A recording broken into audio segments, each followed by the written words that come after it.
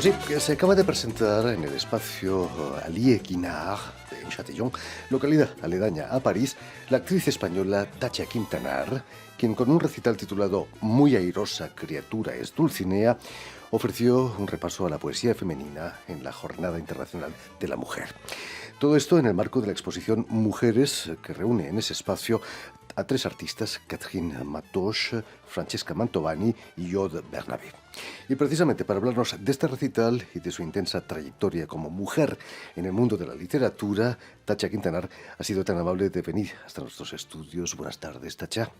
Buenas tardes. Y sobre todo, muchísimas gracias por haber aceptado nuestra invitación. Hombre, muy feliz yo. La felicidad es nuestra. Gracias. Permíteme que explique antes que nada que naciste en la localidad vasca de Eibar en 1929, pero que vas a pasar tu infancia en Bilbao. Cuando empieza la guerra civil en España tenías apenas 7 años. ¿Cómo viviste esos difíciles años siendo tan niña?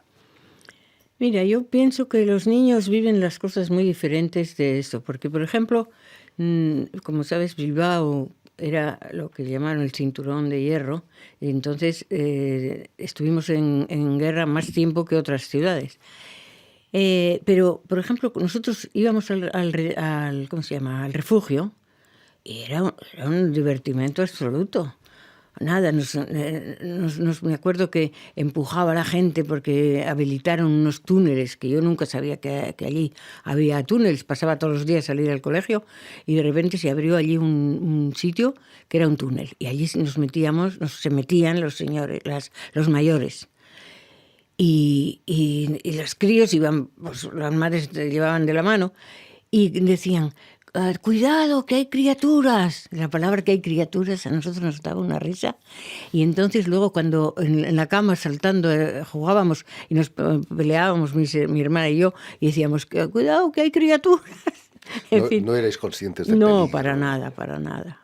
Muchos niños vascos precisamente fueron enviados a Moscú, ¿no?, para protegerlos de esos bombardeos. ¿No se te presentó esa posibilidad? No se me presentó, pero sobre todo yo supe, sí, porque mi mamá decía: mira que se van para Moscú, pero ¿cómo es posible? Bueno, mi mamá era, yo ya lo tengo muy dicho, yo era de una familia católica, de derechas y de orden. Entonces, no, a Moscú, eso hubiera sido ir al infierno. O sea que, pero aparte de eso, yo creo que mi madre nunca se hubiera separado de nosotros. Era brutal la separación entre los niños Hombre, y los figúrate padres. tú. Pasada la guerra, Tachi, vas a estudiar arte dramático en Madrid. Las chicas de buena familia no estudiaban, ¿no?, arte dramático en aquellos años grises también de la Bueno, posguerra. debo decir que una vez traté de irme, esta vez por Barcelona, y mi padre me dijo que ni hablar, que yo no salía de casa. Entonces la próxima tentativa, naturalmente, no avisé a nadie y me fui. A Madrid. Pero aprovechando que mis padres estaban bastante distanciados el uno del otro, mi mamá me dio el dinero, probablemente por fastidiar a mi padre, y me fui a Madrid con una amiga que quería ella ser actriz, que ella nunca lo fue. Era así la vida. Y yo me inscribí en la Escuela de Arte Dramático de Madrid. Y bueno, viví con mucha penuria porque tampoco llevaba mucho dinero y en Madrid era muy difícil ganar dinero. ¿Cómo era la vida en esa escuela de arte dramático? Era muy bonita. Yo tenía una profesora que se llamaba Mercedes Prendes. Gran actriz, Gran por cierto. actriz que fue, y que luego cuando yo ya me dediqué al teatro, la primera obra que yo hice fue Antígona. Y yo hacía de Ismene, de la hermana. Y fue muy curioso porque ella era la Antígona. Y bien, yo recuerdo muy buen rollo allí, sí. En 1950 allí vas a conocer al gran poeta Blas de Otero, con quien vas a mantener una relación sentimental durante 10 años. Fue el año en que publica Ángel fieramente humano, ¿no?, precisamente en 1950. Figúrate que estaba yo paseando por la Gran Vía de Bilbao, que es el sitio donde se paseaban las chicas por un lado, los chicos por otro. Y un día encontré a un muchacho que estaba allí y llevaba una especie de separata con unos cuantos poemas. Y yo me los dejó leer y dije yo: pero esto es una maravilla. Yo me quedé súper impactada. Y eran poemas de Blas de Otero. Y al día siguiente volvimos a pasear como todos los días y ese día estaba Blas de Otero. Y el otro amigo que se llamaba Luis de Castresana, luego fue escritor, era un escritor de novela y tal, dijo, mira, esta es la chica a quien le gustaron tus poemas ayer. Y Blas dijo que era muy parco en palabras, Blas, muy, muy serio. Y bueno, pues nada, a partir de ahí empezamos a volver al día siguiente. Al principio íbamos siempre acompañadas y luego poco a poco nos fuimos quedando solos. No era fácil ser poeta entonces, ¿no? En los años 50 en España. Hombre, el problema es que Blas sacó El ángel fieramente humano, que tuvo un impacto increíble entre la juventud, y muy, muy rápidamente después El redoble de conciencia. Blas era un hombre que venía como yo de una familia muy católica y muy de Bilbao. Y cuando empezó a abrirse la mente, pues entonces le pareció que la organización, o no sé cómo llamar, que más representaba al hombre, que es en lo que realmente él creyó, era el comunismo. Por eso se hizo comunista. Y me acuerdo que una vez, fue una cosa muy interesante, estábamos en el parque de Bilbao. En aquellos tiempos no podías darte un beso, pero ni pensar.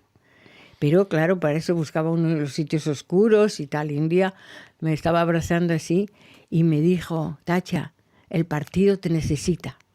Y yo te puedo jurar que en ese momento no sabía de qué me hablaba.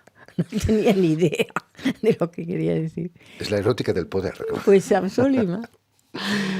Tacha, tu verdadero nombre es Concepción. Es cierto que fue Blas de Otero. María Concepción. María de la Concepción, por supuesto. Entonces, naturalmente, como todas las Concepción, Conchita. Yo me llamaba Conchita como todo el mundo. Y un día Blas, justamente en el Café Bilbao de la Plaza Nueva de Bilbao, cogió un papel y escribió Conchita. Y dice, ya está. Tú no te puedes llamar Conchita como todo el mundo. Le dio la vuelta al papel y puso Tachi. Dice, ahora le voy a poner una A como a cualquier nombre femenino. Y salió Tacha. O sea que desde los 20 años yo me llamo Tacha. Nadie sabe. Mis primos de Bilbao alguna vez dicen, ha venido la Conchi. Tacha tiene una consonancia algo rusa, por no decir soviética. Sí, ¿no? sí, drôle. Es curioso. Tacha. Lo más curioso es que 40 años después me casé con un señor de origen ruso que se llamaba Rosov. Entonces yo en Francia soy Tacha Rosov. Y parece súper rusa. rusa. Tacha, es cierto que en el 53 te mudas a París porque la dictadura no te dejaba hacer las obras de teatro que querías hacer. Bueno, yo siempre he dicho, la realidad no es que yo sea una exilada, no. No es cierto, pero lo que sí es cierto es que naturalmente en el Madrid de los años 50, en el 50 y pico que yo salí del conservatorio, el teatro en España era súper pobre, ¿eh? Sin querer ofender al señor Alfonso Paso, pero... Y con la censura presente. Y la censura súper presente. No se podía poner un teatro así. Yo soñé con París toda la vida. Y bueno, realicé mi sueño. Vine a París. Imagino que el París de los años 50 era otro mundo, ¿no? Comparado Yo llegué con en el España. año 53 Imagínate. a París. ¿Sí? Comparándolo con Bilbao, con la España franquista. Imagínate, comparándolo con cualquier cosa. Ya Madrid era un salto para Bilbao, porque hay que decir que Bilbao era la ciudad más aburrida, más negra. Porque claro, todavía estaban muy en boga los altos hornos y toda la siderurgia. Entonces Bilbao era una ciudad, para mí, feísima. Ahora cuando voy, después de que han hecho el museo ese tan lindo, ahora cuando voy digo, pero si Bilbao es una ciudad preciosa. Y era verdad, era así, pero yo no la veía. Hablando de París, frecuentaste los círculos de los españoles del exilio. En París yo he conocido a tanta gente, a tanta, porque siempre digo lo mismo. Como soy tan vieja, pues naturalmente todo me ha pasado hace mucho tiempo.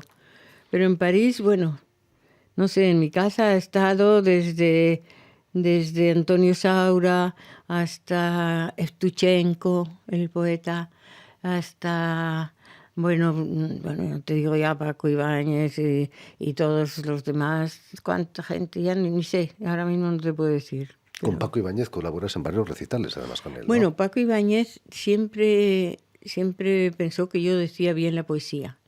Y fue a mis 80 años, hace 7 ya, que un día Paco me quiso llevar con él, porque yo era gran admiradora de Paco de toda la vida, pero yo nunca había actuado con él.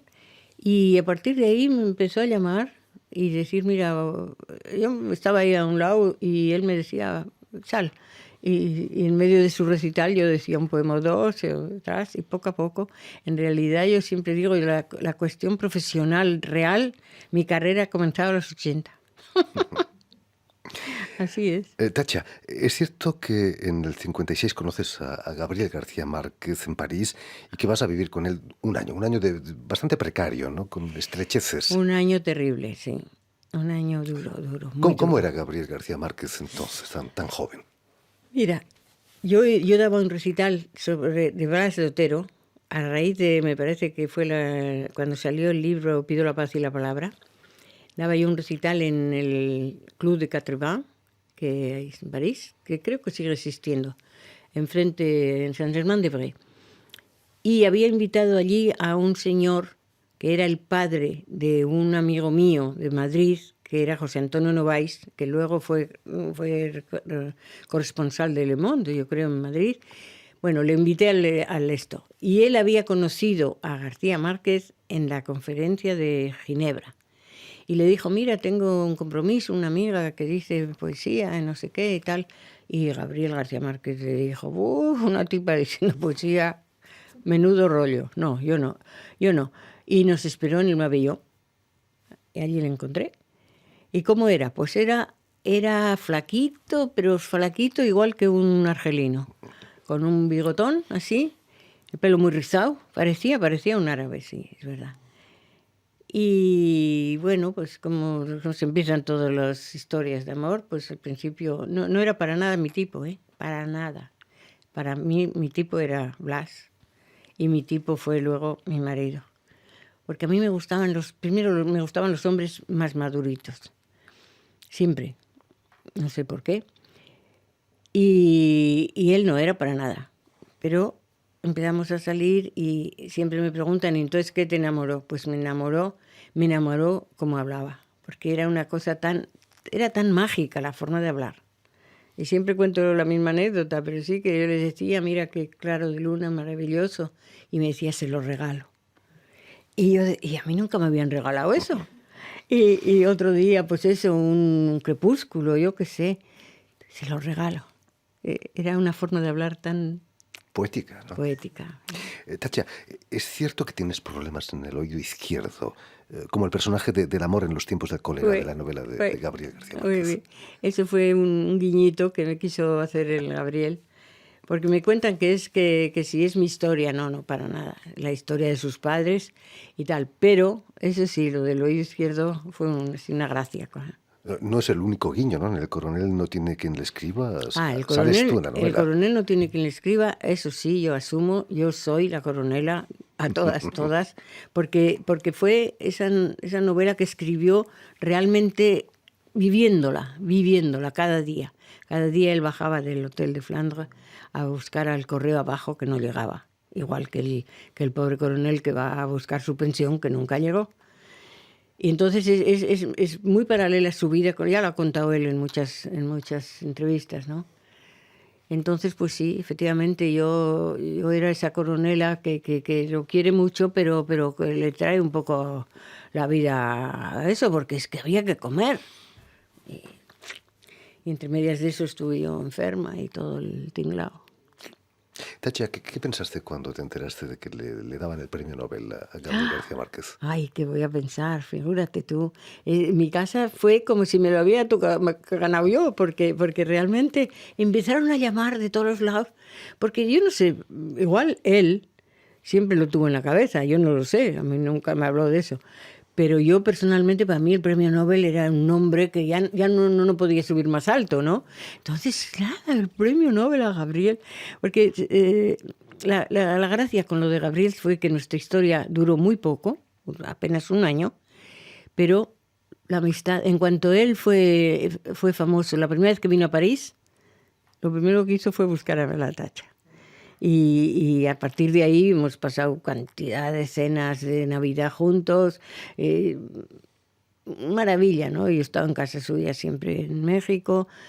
Una amistad de toda la vida, toda la vida. Y soy muy amiga de sus hijos y de Mercedes. Hablando de hijos, tu hijo Juan Sof, ha nacido aquí en París y ha seguido tus pasos en el mundo del espectáculo, ¿no? Bueno, mira, Juan, desde que era pequeño, la música para él fue la vida, la vida. Y ya a los 17 años, ya haciendo la terminal, ya tenía su grupo en el liceo. Y a partir de ahí, efectivamente, yo creo que es realmente un gran músico. Ay. Cuéntanos, Tacha, ¿cuál es el secreto para alcanzar una edad considerable como la tuya en tan buena forma y con ese optimismo y con esa fuerza? Sé, creo que tengo mucha suerte. La verdad es que yo creo que soy una tipa de gran suerte. El otro día me caí de bruces, así, ¡plaf! No me hice ni una rayita, nada. No me podía levantar, pero en realidad no me rompí nada, no me hice nada. Soy una persona de mucha suerte, de mucha suerte. ¿No sería seguramente ese ángel fieramente humano que quizás te protege? Ay, ojalá. Quizás, uy. No me gustaría que te marchases, Tacha, sin que nos ofreces algún poema, quizás de Blas de Otero, o de lo que tú quieras. Un pequeño de Blas, poema. Sí, ¿por qué no? Blas tiene me parece que es no sé si es el primer poema, que dice: si escribo es por hablar. Abro la puerta y encuentro a un hombre, una mujer, y escribo hablándoles despacio, como amigo, el gesto lento y la palabra cierta. Y puesto que la puerta está ya abierta, salgo al campo, a ver bailar el trigo y a hablar con los árboles. Testigo soy de la vida y la verdad incierta. Hablo a los hombres, hablo a Blas de Otero, hablo a los aviadores, a los mares, al campesino, al hierro y al minero. Por eso escribo, por hablar. Y vivo a viva voz, rondando los lugares más hermosos del labio con que escribo. Qué bonito. Gran poeta, ¿eh? Qué Gran bonito. poeta. Blas de Otero. Gran sonetista. Y sobre todo en la maravillosa voz de Tacha Quintana. En fin, pues muchísimas gracias, Tacha, por haber estado aquí con nosotros y por habernos aportado una brizna de poesía, aunque sea en este mundo cada vez más prosaico que tenemos. Sí, es verdad.